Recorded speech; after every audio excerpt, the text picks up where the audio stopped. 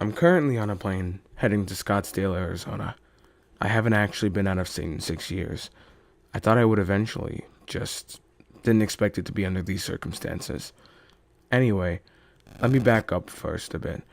This is what happened. Right after I disposed of the laptop, I heard my lock being tampered with. Somebody was trying to pick it.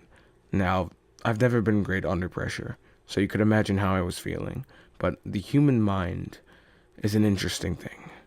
When you think you're at the end of the line, your will to live really ramps up. The balcony, I thought. Only way out of this. Without hesitation, I ran out and climbed over it. Fortunately, I was on the second floor, so I didn't break either of my legs. Now came a decision. Run or hide? Both didn't seem too promising. Shit, I thought. I was panicking. That's when I spotted Salvation. A cab parked on the other side of the lot. I bolted for it. I tapped on the window, starting the driver. "Mr. Horvath?" he asked. Well, no, it wasn't, but I nodded anyway. "You said 8:40, didn't you?" He looked at me in confusion. "Finished early. Let's go." There was an anxiousness in my voice, but I tried to hide it. Last thing I needed was for this guy to think I was a lunatic and drive off. I got in, told him the address, and we got out of there. As we left the lot, I looked back. The two men I saw coming out of the car were now on the balcony where I just was. I could tell there was a dead stare directed at me behind their sunglasses. Despite all this, relief washed over me. It was short-lived, however. I relayed the message I got in my head. Do so before this text gets intercepted. That meant I was still on the clock. If they don't know where I'm heading yet, they will soon. We finally got to the place about 15 minutes later. As soon as I got in, I rushed into the locker room. It was mostly empty. I kept repeating the combination in my head. This was the only thing I had. I didn't really care about getting answers before, but it seemed like I had no choice now. I found the locker. Don't know why this guy chose such a massive place. 12 left, 27 right, 33 left. I swung it open. Sitting there was an older BlackBerry model and an envelope. I opened it up to the first thing to find, a plane ticket, $2,000 cash, and a sticky note. In horrific penmanship, the words, "Check phone, password, snake tracks," were scrawled across it. I obliged and booted up the ancient device. I remember being slightly amused. I always begged my parents for one of these when I was a kid. This was far a cry from that. I took a quick look through the phone. It was mostly blank. No apps downloaded, no pictures, nothing. There was only one contact, bluntly named "Call Me." So I did. After just one ring, a voice answered.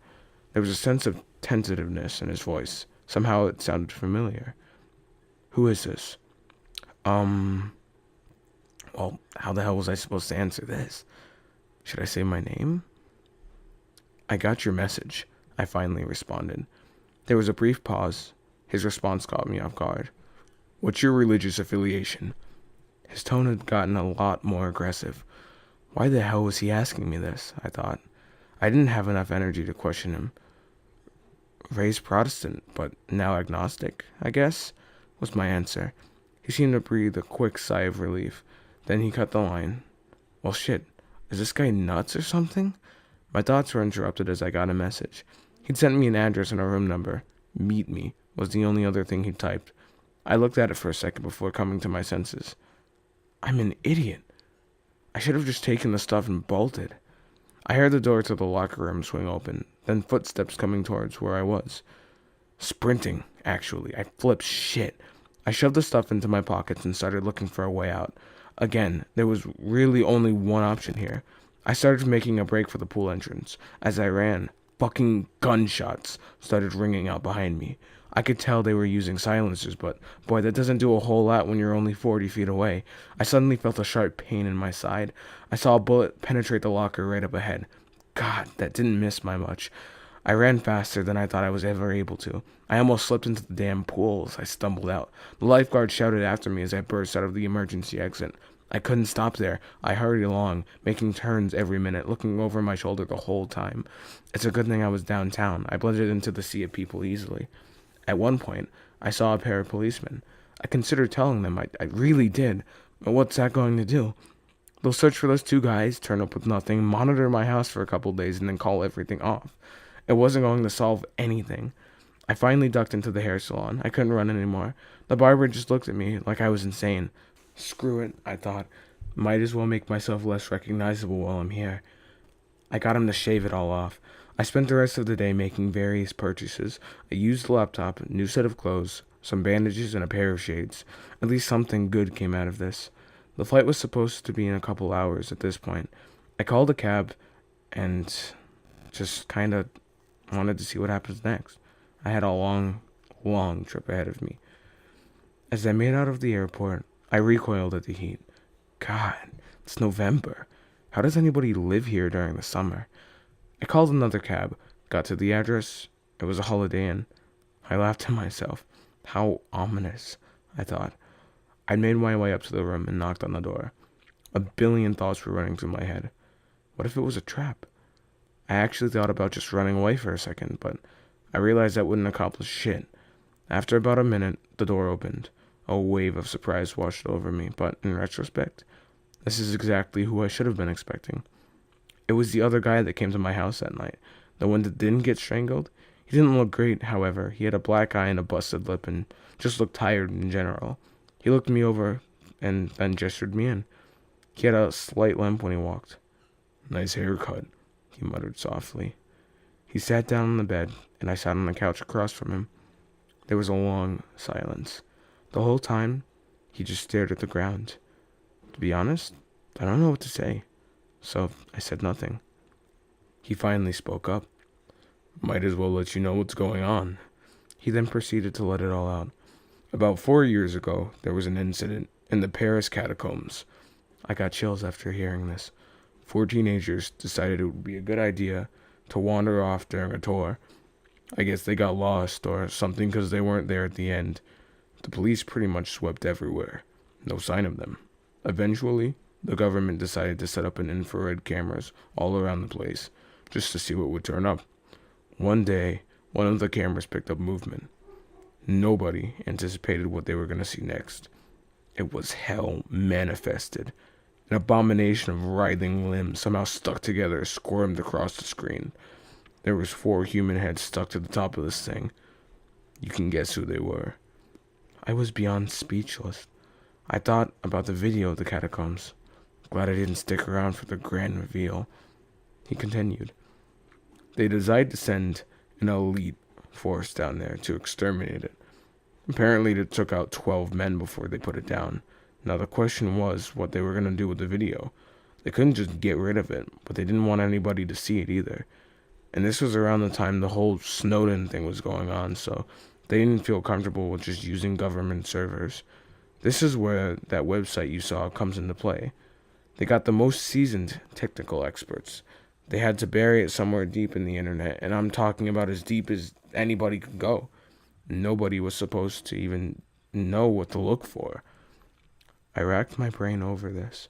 Sure, I knew my way around, but there was no way in hell I was on par with government experts. So, how did I find it? He continued. And it worked for a while. They made a pact with governments worldwide. Anything they deemed unfit for public knowledge went on that site. There were even precautions. For every real thing on there, they posted 4 faked ones. For the select few that actually managed to find it. Wait, what? I couldn't believe this. He just chuckled. Yeah, most of the stuff you saw on that was bullshit. Most of the videos are harder to fake. I didn't even know how to feel about this. I was slightly relieved, I guess. Just slightly. He kept on. The logic behind this was that once people found these things, they'd look further into them. However, since they were fabricated, nothing would come up on the page and would be disregarded. Just a gag site. At least that was the idea. I know where he was getting at. What about the people that started looking into for the real things? He sighed. Look, nobody would have given a shit if they started spouting it off to their friends or on the internet. People would think they're crazy. The damn people that just have to go and find proof. The ones that plan to publicize it, yeah, they got silenced. I was about to say something. I think he noticed because he cut me off. Look, don't put that moralistic shit on me. They didn't have to do it. It was their choice. They were committing a crime. Do you really think public knowledge about any of these things would help anybody? No, it wouldn't. Sometimes ignorance is bliss, alright? To be honest, I had to agree. But here's where things really went to shit, he went on. Before, there would be maybe 2 breaches a month, and then it skyrocketed up to 20, and then 50. They looked into it. Apparently, there were rumors circulating around the deep and dark web, a rumor about a page that held secrets nobody was supposed to see. They decided to find out how easy it really was to access this place just from reading forums about shit. It took the experts about 20 minutes to find it, just by solving weird fucking riddles and then following these concealed links that would spawn from them. And then there was the final prompt. What do you seek? You've seen it, no? I nodded. Apparently, there's a lot of different answers that could work. Anyway, it didn't make any sense. Everybody that was supposed to know about this was grilled. Somebody had to be doing this, right? Nobody fessed up. Honestly, everybody seemed genuine when they said they didn't do it. They knew the consequences after a brutally in-depth investigation. Nothing was resolved. And then it hit them. Back in 2010, they had also finalized an experimental AI. I'll spare you the details, but it went off the rails. Nobody could control it. As soon as they thought they could corner it into a virtual trap, it just disappeared. It didn't come up again until now. He passed after that. Like he was waiting for me to connect the dots. So, you think that this AI resurfaced and is now directing people there? I asked. He said that he doesn't think that's the case. He knows it. It's the only feasible explanation, he stated. But why? I don't know, he responded. I was starting to get a hunch now about why this was happening to me. These people, they aren't after me because I saw those links, are they? He just nodded. It's what I saw after. And you think this AI has something to do with it? Another nod. Well, what did I see? He took a second before speaking. I couldn't tell you.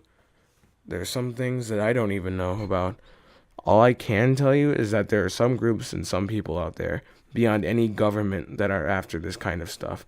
The forbidden knowledge. And somehow, they know that you've seen it. And they want to know what you know. And they came after you as well? I asked. Yeah, they know we talked to you. A wave of guilt came over me. Did I get that guy killed? However, that guilt quickly turned into frustration. Well, what the hell am I supposed to know? I don't know what the hell I saw. A dry chuckle came out of him. Well, they don't care, do they? They'll jump at anything. And who do you work for? The government? I finally asked. The question had been on my mind since I got here. Sort of, was all I was responded with. He got up, taking out a pair of car keys. We gotta figure this out. We gotta go. Go where? I asked. Vegas. In any other situation, I would have been ecstatic. We went outside and he led me to an older, beat-up sedan. Inconspicuous, he said with a smile. I could tell he was just trying to lighten the mood. The drive was long and arduous. We barely spoke at all. My brain was fried at this point, so I didn't bother asking more questions. I did remember, however, one peculiar conversation we had. Listen, if anything happens to me, there should be a file on that BlackBerry named Contingency. Everything you need to know will be there. I remember feeling flustered. What? What could happen to you? I responded. I don't know.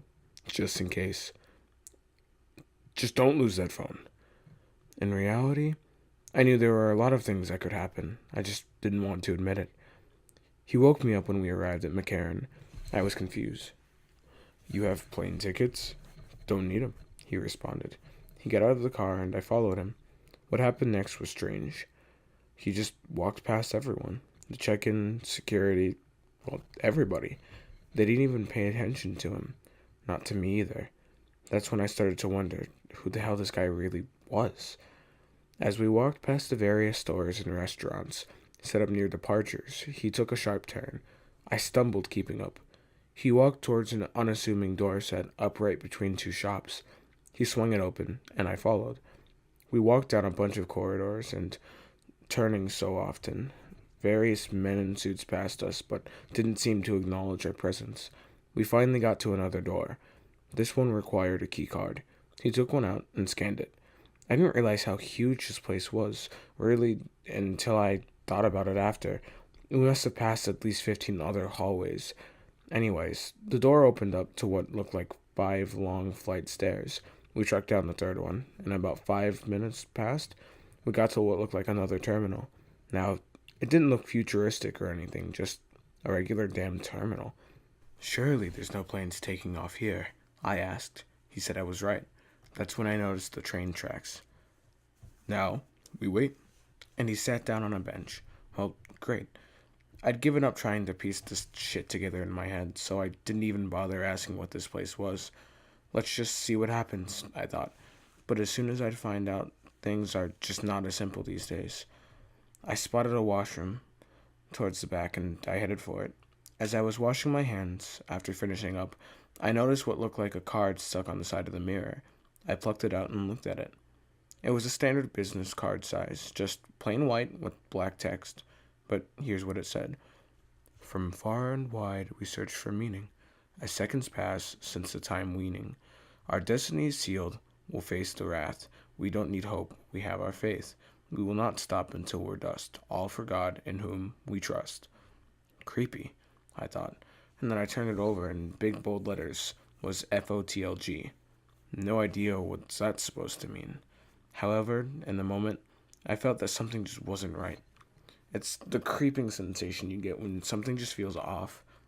I needed to tell him, whoever the hell he is, about this. I opened the door and he was gone.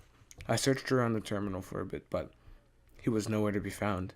Hell, there was nobody else here. The place started rumbling slightly. The train was coming. Well, I sure as hell wasn't getting on by myself. I looked around a bit more before I heard footsteps coming down. Great, I thought. He's back. Then I realized it wasn't just one pair of steps. There were multiple. Instead of seeing a familiar face, I was greeted with what looked like 4 of what I assumed to be men. I couldn't tell because their faces were covered with a burlap sack that had one eye hole carved out, kind of like that one scarecrow wears in Batman Begins. Whatever. The only difference was a symbol that seemed to be spray painted on where the forehead should be. It was a vertical semicircle with angular arrows going through it. As I recall, the rest of their group getup was normal, just plain street clothes. I was frozen. And then I realized that one of them had liquid dripping off of his glove.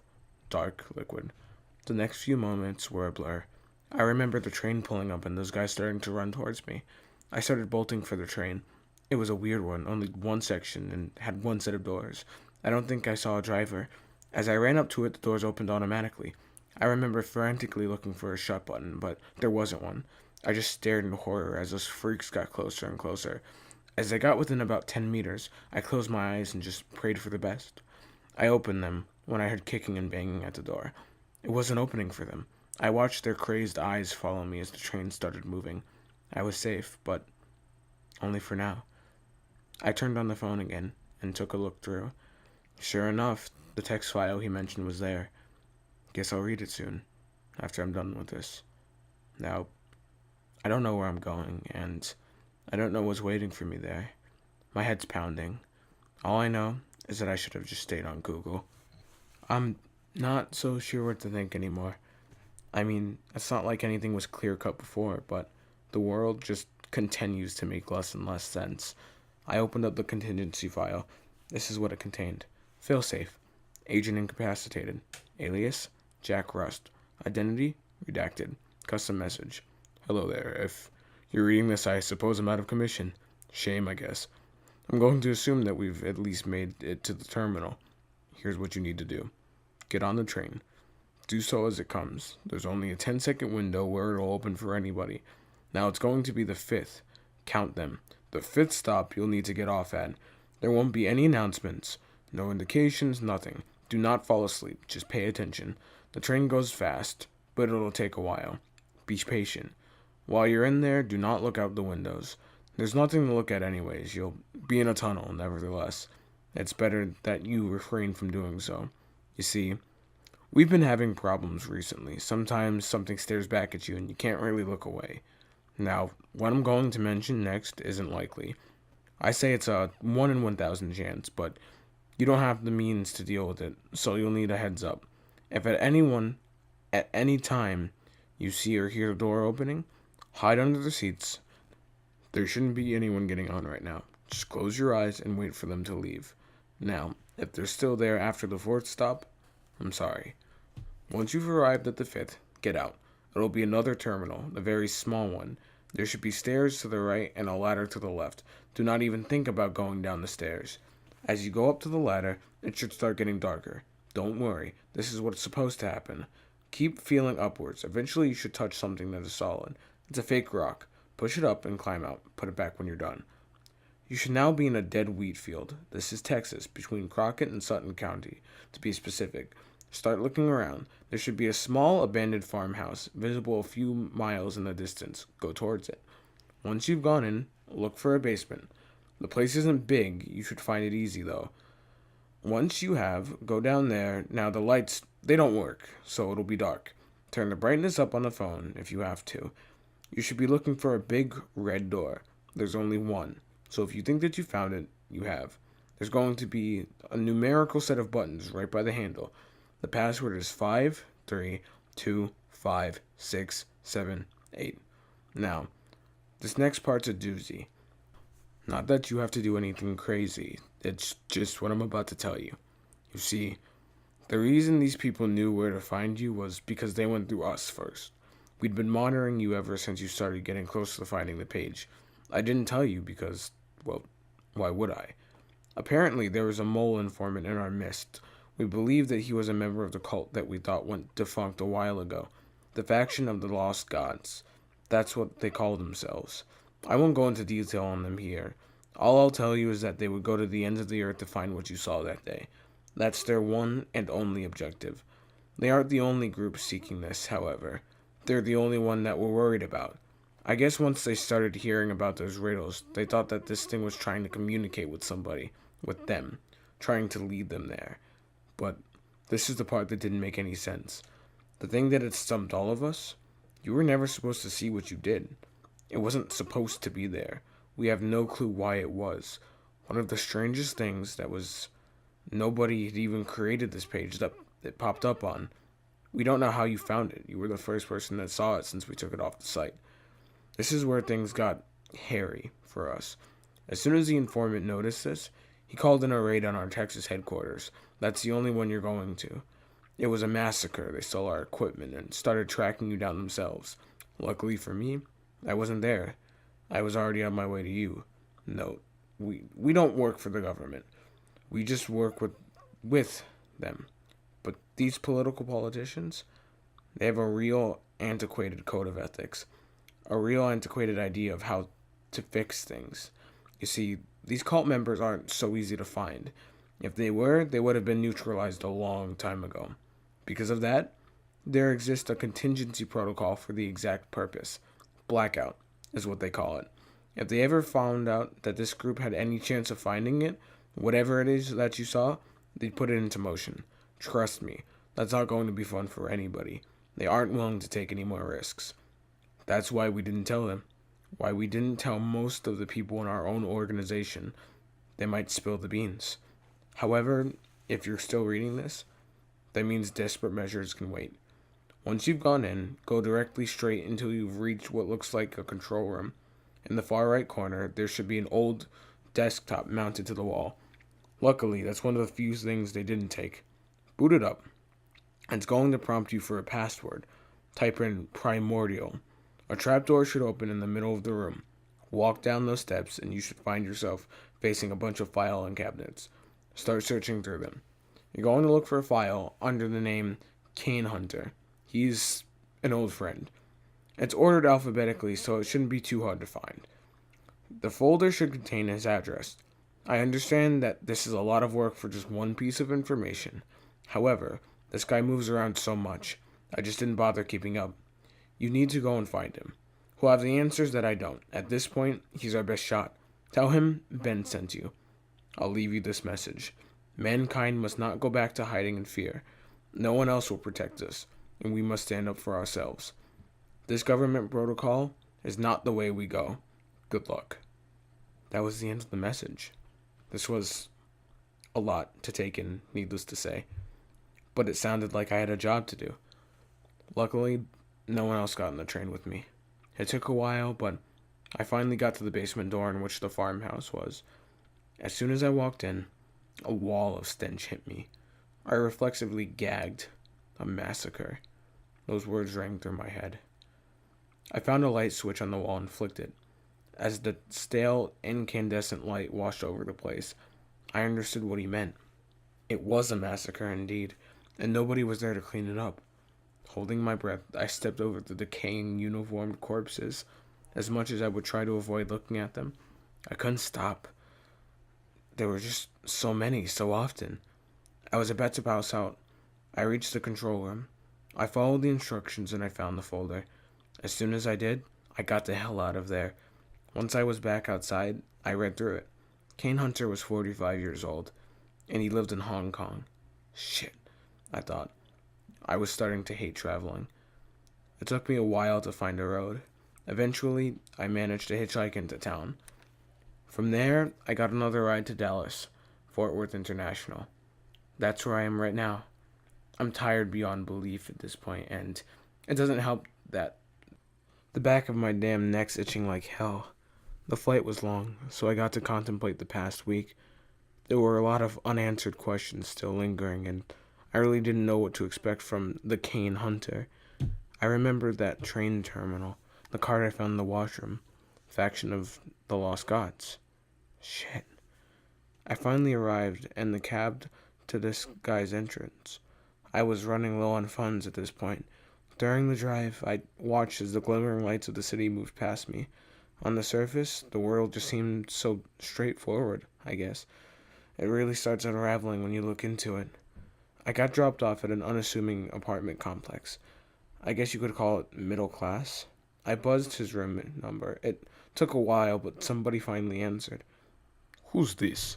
He sounded surprised, as if he wasn't used to visitors. I took a second to think about what I was going to say. "Ben sent me. I need help," was my ultimate response. Almost instantly, I heard the front entrance unlock. Well, here we go, I thought. I started making my way up to the 7th floor. As I was about to knock on his door, it opened up. A rather unkempt, middle-aged man pulled me into his room. Looking extremely anxious, he paced around as I took a seat. He finally stopped, turning to me. "What do you mean you need help?" His otherwise deep voice croaked as he said this. I knew that I was about to tell him something he didn't want to hear. I saw that thing, and now there's people after me. His facial expression contorted as he heard this. "Who's after you? Do you know?" His speech was quick and discombobulated. "The faction of the Lost Gods is what I think they're called," was my response. Now, his face went completely pale. They're back." He flinched as he cursed loudly right after.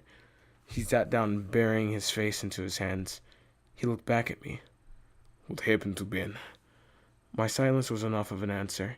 He just nodded. "He was a good guy." I just nodded back in response. I heard him mumble something under his breath, but I couldn't make it out.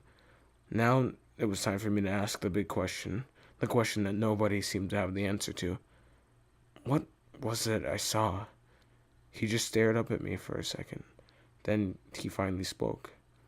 I used to work on a space station named Kronos 1. You heard of it?" No, I hadn't, and that's what I told him. "Well, that's because you're not supposed to." Now, I really had no idea what was going on. He went on to tell me about how the Kronos 1 used to orbit space 1,500 kilometers away from the ISS. "It was meant to be used for navigation and communication," he stated. "That's what they told us anyways. They were doing other stuff over there for sure, but why else would not tell the public it existed? Anyways, it didn't last long. One day, we got a message from NASA. There was a signal such coming from somewhere deep in space. Well, more like some kind of anomaly, something that didn't make sense. They didn't elaborate on what that was supposed to mean. Anyways, they estimated that it came from beyond the Kuiper Belt. All of this is strange, of course. They decided to check it out. He paused, letting off a quick sigh as he did so. They sent an interstellar probe towards the signal. It was estimated to reach there in about 9 years. And it just so happens that about 9 years later, I'm back up in space after taking hiatus on Earth. While there, we get into another message. The probe had reached where the signal had approximately been emanating from. They were going to transmit a feed for us to watch. I raised an eyebrow. He just chuckled at my confusion. Yeah, we've come a lot further in terms of space technology than the public is led to believe. At this point, I don't think you should be surprised anyway. Everybody's crowded around the monitors, waiting to see what the hell the probe picked up. Keep in mind that there were only 10 people in the room at the time. It was too tight to fit more, so we were going to be the first ones aboard who would see it. The transmission eventually blinked onto the screen. He stopped, rubbing his temple as he did so. It almost seemed to hurt to think about it. Everything went quick. It only took a few seconds for the screaming to start. People were banging their damn heads on the floors and walls. It was fucking chaos. Everybody lost their mind after seeing what on the monitor. The only reason I survived was because I didn't actually get a glimpse of it. I was still in the bathroom when the transmission came through. I got out as soon as I heard the commotion. I still passed out though. Guess I'm not so good with blood. All I remember before hitting the floor was seeing a lone person still glued to screen. He was the only one watching at this point. When I woke up, they started asking me questions, but I had no answers for them. I didn't see it. Wait, so what was the cause of death to all of them? I asked. Suicide, mostly blunt force, he responded. Everybody in that room found a way to kill themselves. What the hell? I thought. Was this really what I had seen as well? So, what happened to the other guy? The guy that said was still watching? He passed out as well, but only for a minute. Other than that, he said that he was fine. Never even really brought it up. When they'd ask him what he'd seen, he just shrugged and said that he didn't know what they were talking about. I knew him actually. His name was Blake. He'd always been a strange guy. There was another pause. I kept trying to work this out in my head. Kane kept going, but it was not the end of the story. I perked up. He got fired soon after. He seemed to just stop caring about anything that was going on around him. He'd make these strange dark outbursts every so often, and it would scare the hell out of everybody he worked with. He was going slowly insane. After his last day, he went off the grid. His family, the few friends he had, none of them knew where he went or where he was going. There were no traces of him anywhere, but unbeknownst to everybody, he was going around the country recruiting people into some cult that he'd created. You can guess what it's called. It didn't take long for me to put it together. The faction of the Lost Gods. That's right, he continued. He'd even written and released a manifesto explaining why this was necessary. He'd go on about how there was something inherently wrong with the inner workings of our external world, and that we aren't even supposed to exist. Apparently, our system was corrupted, whatever the hell that's supposed to mean.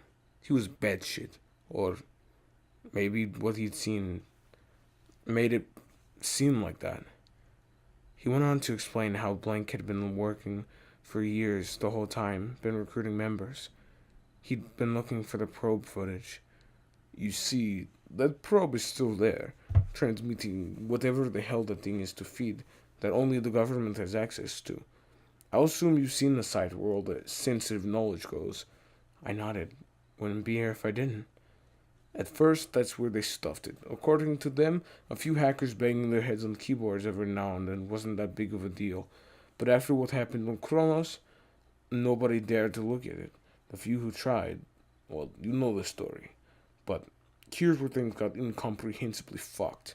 What I'm about to tell you, almost nobody knows about. This includes 99% of government agents. He took out a cigarette carton and lit one up. He took a long, heavy drag before continuing. After about 6 months, I went back to Kronos. He offered me a severance package to just retire and to keep my mouth shut, but I decided against it. I was too cocky. I tried to pretend like what I saw didn't affect me. That shit was a mistake. He ashed his cigarette and lit another one. It was routine work day. We were finishing up some maintenance when we heard a deep humming sound coming from somewhere outside the station. It wasn't like anything we've ever heard before. Even now, I can't replicate what it sounded like in my head. It was just strange. A bunch of people started staring out the windows just to see what was happening. I didn't join in. After the probe footage, my curious side pretty much disappeared. However, what happened next made me question what kind of universe we really live in. I was eating lunch in the mess hall when I heard commotion coming from the hallways. I would have checked it out, but that's when the screaming started. It wasn't normal, honestly. It didn't sound like anything a human being could have been able to produce. I remembered looking at everybody else in the room. They weren't moving. We were all on the same page. A couple of guys actually barricaded the entrance with chairs. However, we couldn't keep our eyes off it. There was some kind of light bleeding in the cracks above the door. But something was wrong about it. The light wasn't any color that we'd seen before. The familiarity of these descriptions got my mind racing. This was it, wasn't it? This is what I saw. He continued. I remember getting lightheaded just from looking at it for a few seconds. The next hours were excruciating. The screams, they did not stop.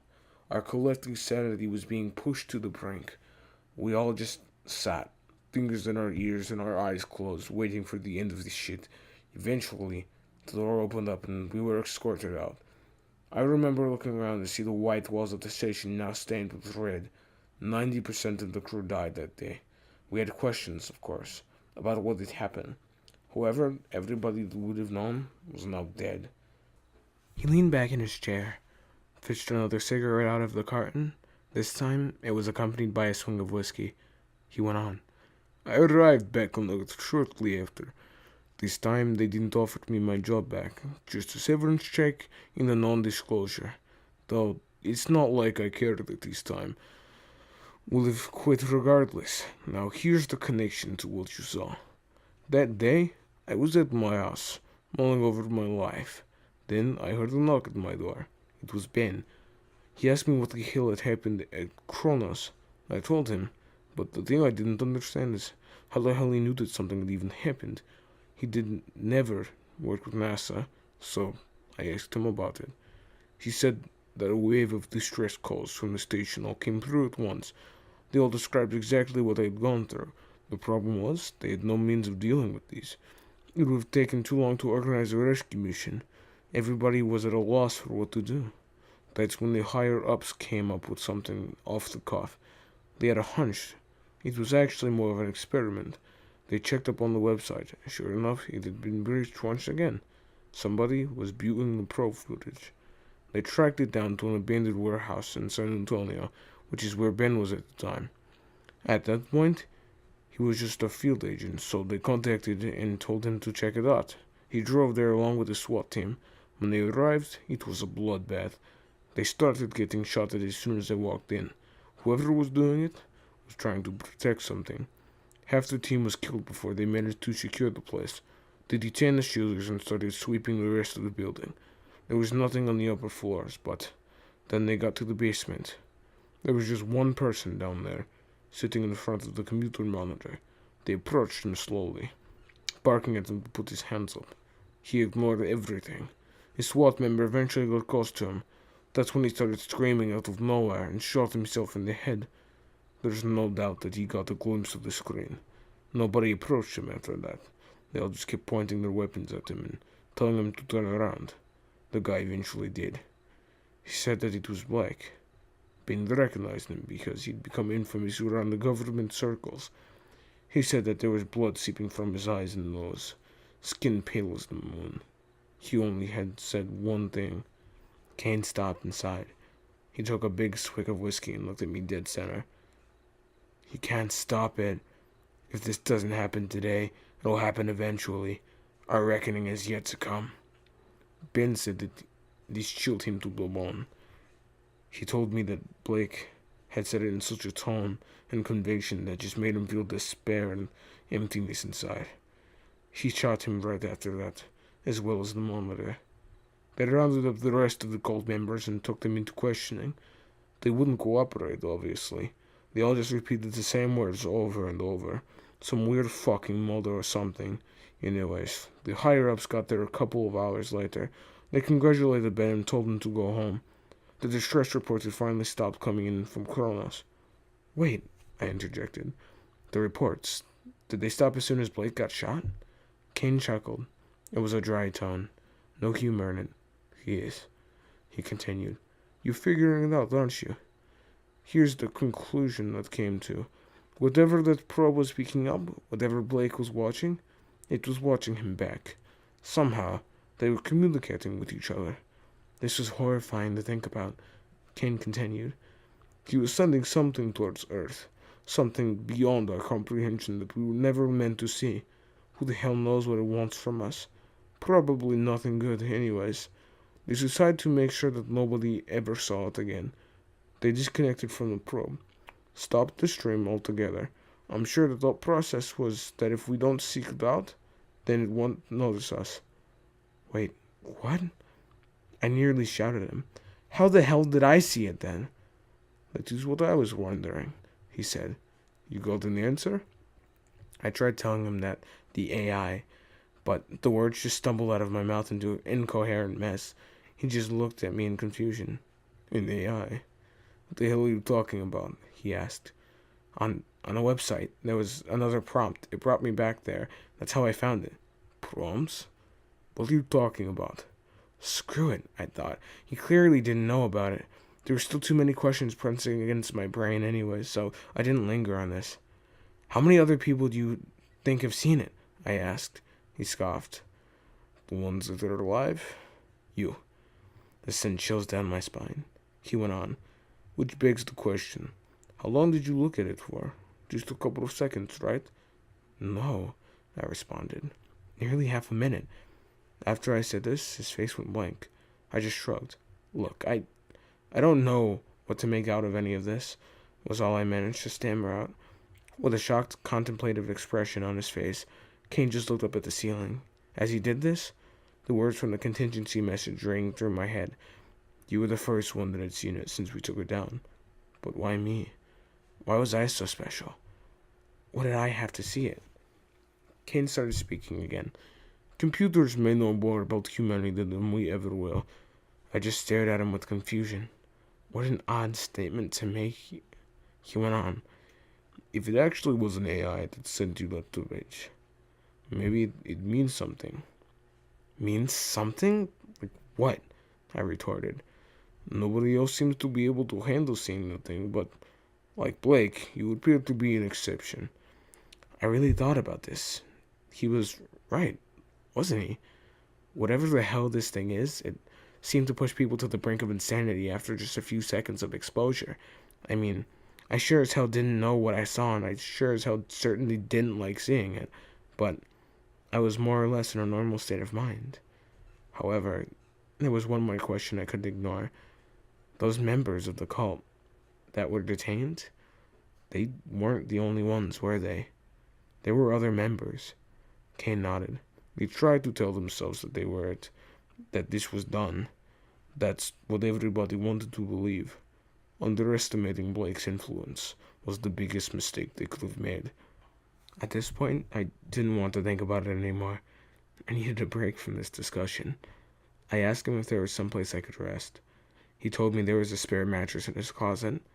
I need to sleep, but not before I finish getting this out. A million thoughts are still running through my head as I write this. Ben said that this guy was our best shot, but nothing's been resolved. Hell, what was he supposed to do? Maybe this blackout contingency was necessary. If everything I've heard is true, it might be the only option. God, this itches on the back of my neck is killing me. Anyways, it looks like I'm gonna have to make a decision. Kane and I just heard somebody trying to open the door. He took a look through the peephole and told me there was something going on. People with weird masks standing outside. This, whatever the fuck is gonna happen. It's not good.